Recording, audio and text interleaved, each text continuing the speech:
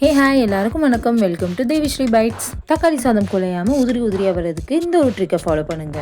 தக்காளி சாதத்துக்கு தேவையான பொருள் என்னன்னா தக்காளி, வெங்காயம், பச்சை மிளகாய், இஞ்சி, பூண்டு.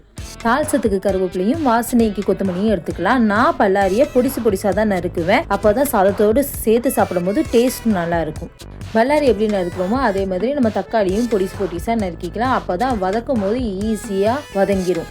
ஒவ்வொருத்தவங்களும் ஒவ்வொரு ஸ்டைலில் கட் பண்ணுவாங்க. நீல வாக்காக கட் பண்ணால் வாய்க்குள்ளேயே வந்த மாதிரி இருக்கும். அதனால தான் நான் பொடிசாக ரெண்டுமே நான் கட் பண்ணிக்கிறேன். இதுவே குழந்தைங்க சாப்பிட்டாங்கன்னா பட்டை கிராம முழுசாக சேர்க்காம அரைச்சி சேர்த்து பாருங்க. டேஸ்ட் இன்னும் சூப்பராகவும் இருக்கும், வாசனையாகவும் இருக்கும். இஞ்சி பூண்டு பேஸ்ட் அரைக்கும் போது பட்டை சோம்பு நம்ம அதிலே போட்டு அரைச்சிடலாம். அப்போ தான் நம்மளுக்கு சாப்பிடும் போது நல்லா டேஸ்ட்டாக இருக்கும்.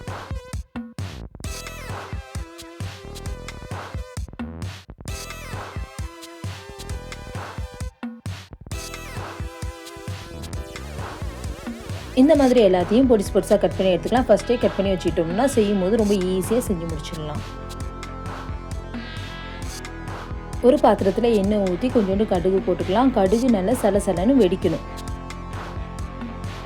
கொஞ்சோண்டு கருவேப்பிலையும் சேர்த்துக்கலாம். கருவேப்பிலை நல்லா வறுபட்ட உடனே நம்ம வெங்காயத்தையும் சேர்த்துக்கலாம். வெங்காயம் நல்லா கோல்டன் ப்ரௌன் கலரில் ஆகணும். அது வரைக்கும் நல்லா வதக்கி விட்டுக்கலாம். இப்போ வெங்காயம் நல்லா வதங்கிடுச்சு. இது கூட இஞ்சி பூண்டு பேஸ்ட் போட்டுக்கலாம். பச்சை வாசம் போகிற அளவுக்கு நல்லா வதக்கி எடுத்துக்கலாம். இது கூடயும் பச்சை மிளகாய் சேர்த்து நல்லா வதக்கி விட்டுக்கலாம். அப்போ தான் அந்த காரமும் அதில் இறங்கும். இப்போ எல்லாமே நல்லா வதங்கிடுச்சு. இது கூட நம்ம தக்காளி ஆட் பண்ணிக்கலாம். தக்காளி நல்லா தண்ணி விடுற அளவுக்கு வதக்கி எடுத்துக்கலாம்.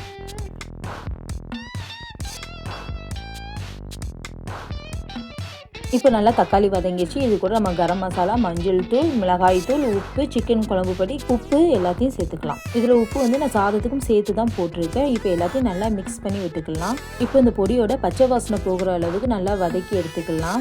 சாதம் குலையாம வர்றதுக்கு 1 கிளாஸ் ரைஸுக்கு 1.5 கிளாஸ் தண்ணி வச்சுக்கோங்க. அதில் கொஞ்சம் எண்ணெய் ஊற்றி நீங்கள் 2 விசில் வச்சு எடுங்க. சாதம் அப்படியே போலன்னு உதிரியாக வரும். இந்த சூட்டோடு நம்ம போட்டு ஒன்றா மிக்ஸ் பண்ணும்போது சாதம் நல்லாவே வெந்துடும். உங்களுக்கு விதையாகவே இருக்காது. நம்ம சைடில் வச்சு கிளறி எடுக்கணும். ரொம்ப கிளறினீங்கன்னா குழஞ்சிற மாதிரி ஆயிடும்.